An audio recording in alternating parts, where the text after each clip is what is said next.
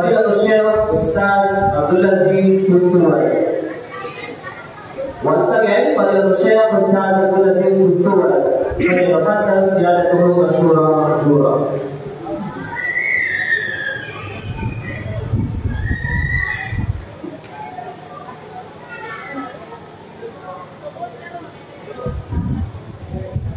Alhamdulillah, syukran kepada Allah Subhanahu wa taala.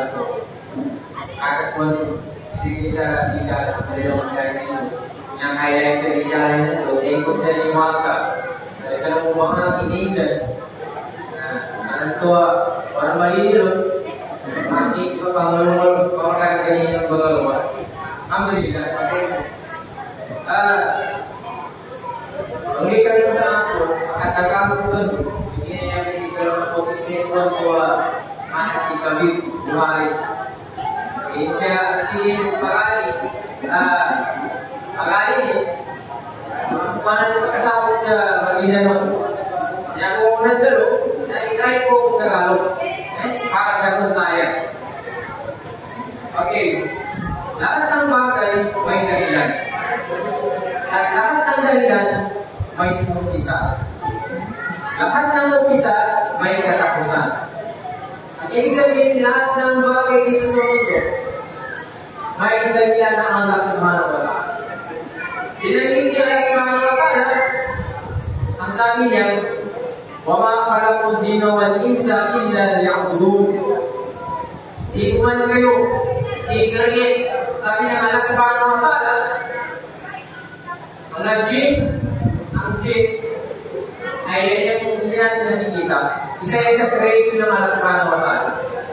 Pangalawa, mankind, tao, tayo, ang dahilan para sambahin si Allah Subhanahu wa Ta'ala. Yun ang dahilan. Bakit tayo nandito sa mundo para mag-worship kay Allah Subhanahu wa Ta'ala? Yun ang dahilan. Bakit tayo nag-create? Pangalawa, lahat ng bagay may umpisa. Di ba may start? Dahil dyan sa umpisa na yan, ano ba first na creation ni Allah Subhanahu wa Ta'ala? Ang first na create ni Allah Subhanahu wa Ta'ala ay lapis. Para ano? Para lahat, isulat lahat ng i-decree niya. Yan ang dahilan.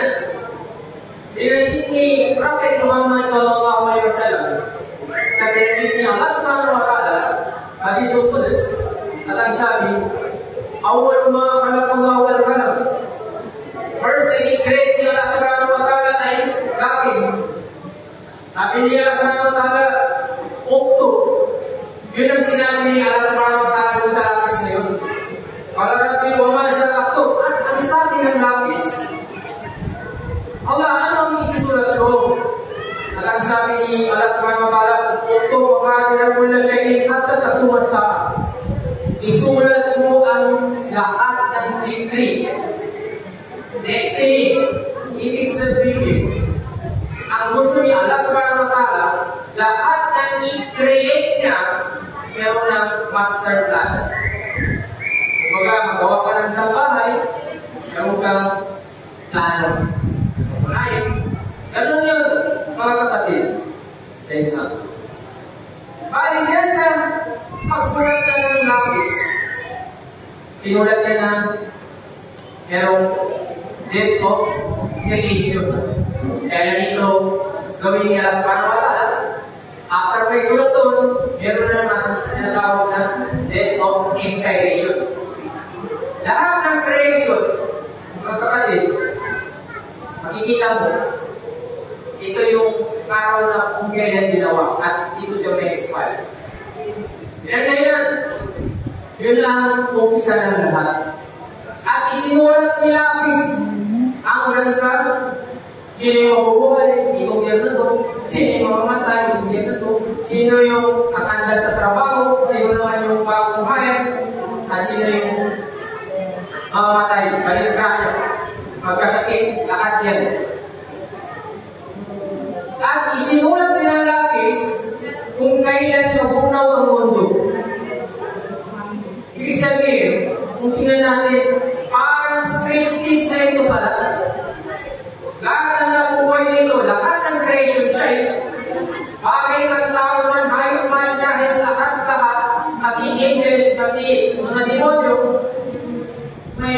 katapusan din. Kaya lahat ng umpisa may katapusan din. Ngayon, tayo, na may mga soul. No?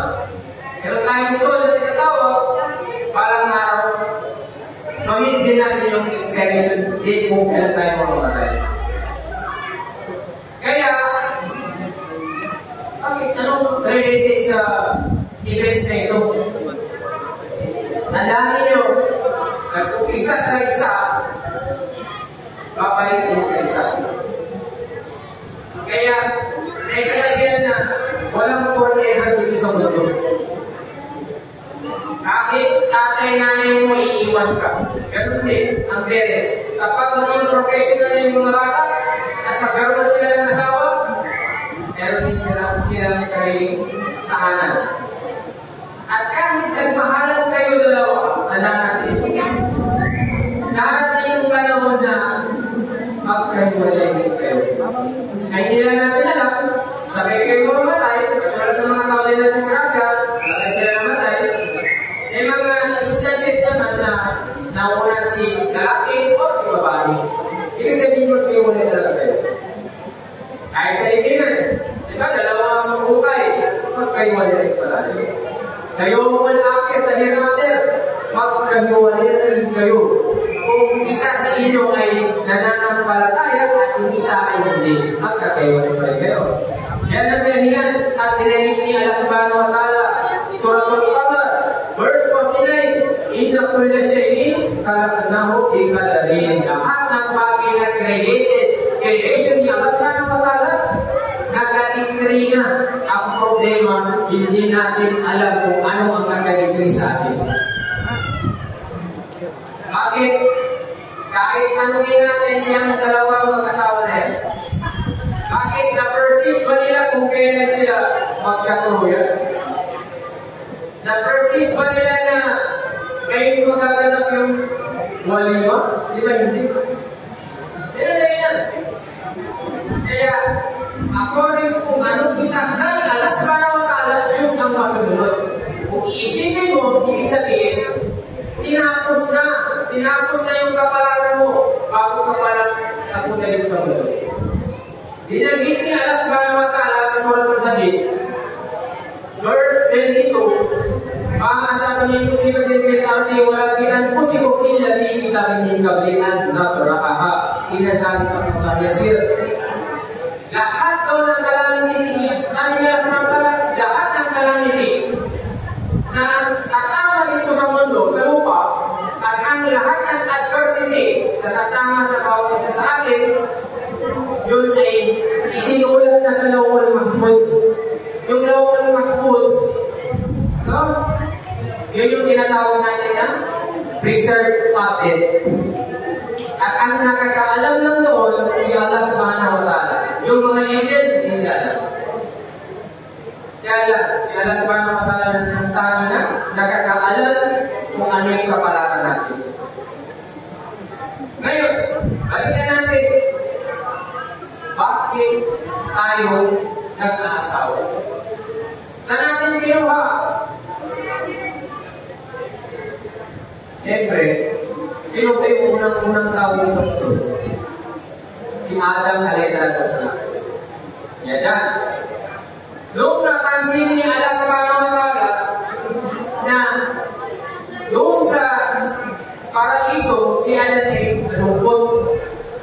Kung titignan mo sa Bible, sa Genesis, at ang sa Islam, sa tafsiran, basta pagdating sa Old Testament, ang kwento dyan sa mga propeta, konti lang ang style lang yung pinagkaiba. Bakit? Ang Genesis kasi, Old Testament, pinapaliwanaan namin yung Torah. So, ni Prophet Moises, ay na-preserve, pero na-corrupt lang later on. Pero hindi lang na-corrupt. Ngayon, pagdating sa kwento ng mga propeta, konti lang. Sa Islam, si Eva, kinuha nito sa prince ni Adam, alayhi salatu wasalam. Yung pinakatro, ginawa siyang tao. Sa Genesis, lupa. Konti lang talaga.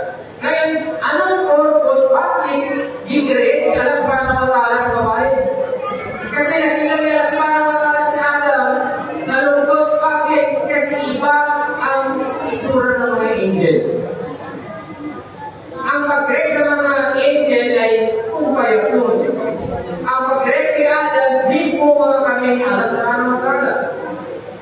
Siya ang nag-design. Napakaganda ang pagka-design sa tao. Ngayon, dahil malungkot, anong purpose binanggit ni Allah Subhanahu wa Ta'ala sa Surah Al-A'raf 189 na sinabi doon na liyaskuna ilayha para magkaroon siya ng peace of mind at serenity. Ibig sabihin dito, kaya ka magkaroon ng asawa para meron kang kaakibat, para meron kang kasama, para hindi ka maburi. Yan ang dahilan. Magkasama kayo sa hirap at ginhawa. Bakit? Noong nag-create itong dalawa, si Adam pati si Eva, sa paraiso sila, pero dahil nagkaroon sila ng kasalanan, kaya nagpunta dito sa mundo. Ngayon, doon sa paraiso, wala silang problema. Lahat ang gusto nila kainin. Nakakain sila. Except na doon sa isang pinagkawal. Ngayon, dito sa mundo, nung pinunta sila niya sa mundo, kung hindi ka pa maging farmer, wala kang pisino to. Magtanim, hindi ka magtanim, ano ka mabubuhay? Nahirapan sila dito sa mundo. Kaya, yan yung significance kung bakit mag-asawa dapat nakakita sa ng kaginhawa at sa kahirapan. Yan ang purpose niya, bakit tayo mag-asawa.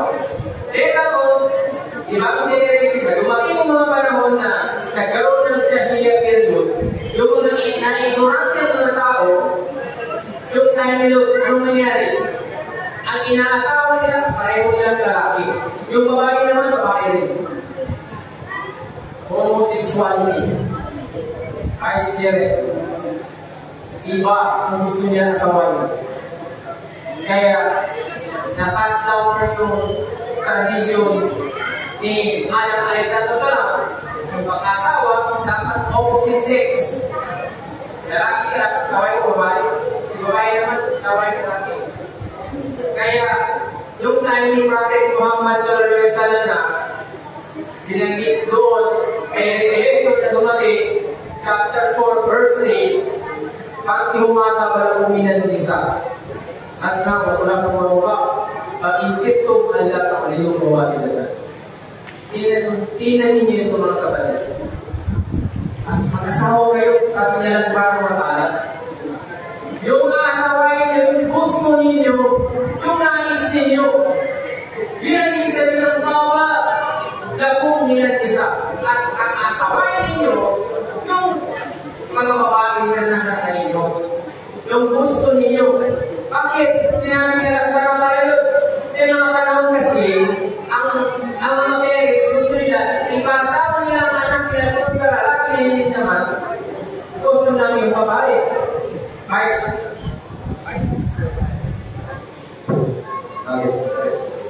versa. Kumbaga yung lalaki, minsan asawain din dahil mayaman, mga ganun. Pero hindi niya gusto, ganun din si babae. Kaya pinagin niya sa mga talentara, maghanap ka na yung anong gusto mo. Dapat gusto mo. At siyempre, dapat opposite sex. Bakit? Kasi ngayon na generation, may nagpapakasal na lalaki sa lalaki. Di ba? Alam natin yun. Sa social media, nakikita natin. Kaya yun yung instruction ni Allah Subhanahu wa Ta'ala. Klaro. Ngayon, bakit sabi niya, basta wasura sa warwa, magsimula sa dalawa, 3, 4. Yan ang alam natin sa Islam, di ba? Sa mga ibang religion, bakit ang mga Muslim pwede sila mag-asawa hanggang 4? Yun ang idea. Pero, huwag natin kalimutan, mag-intestong Allah, takadilog, yun ang dahilan. Kung nakatakot kayo na hindi nyo kaya ibigay yung balance ba? Ang ninigo dito, yung rights ng bawat isa, pawahidatan. Iisa lang ang piliin nyo, asaway nyo. Bakit sinabi nila sa Subhanahu wa Ta'ala? May mga pinusok ko sa nila, paano kung malalaman ustad, so may kitry na kaya ko pala ipahalan yung dalawang asawa ko kung hindi ko subukan. Binigyan ka ni Allah Subhanahu wa Ta'ala ng isipan, knowledge at mag-isip. Tingnan mo ang kalayuan mo muna. Kung ikaw, may sweldo ka na sa 7,500. Kung kulang pa sa asawa mo yun, sa pamilya mo, kapag tustos mo sa mga anak mo, eh bakit ka mangarap pa ng isang nagagastusan? Yun ang ganyan. Kung yun ang makita mo, pakita mo na yung wala kaya, eh, isa lang. Makontento ka kung anong meron. Yan ang dahilan, mga kapatid sa Islam. Sa tingin ko, dito ko na tatapusin itong lecture, maliit na lecture, short muhatara. Kasi marami pa tayong gagawin, di ba? Sa sinawataman, sa mga talagang ka, kung sa dahilan na nasa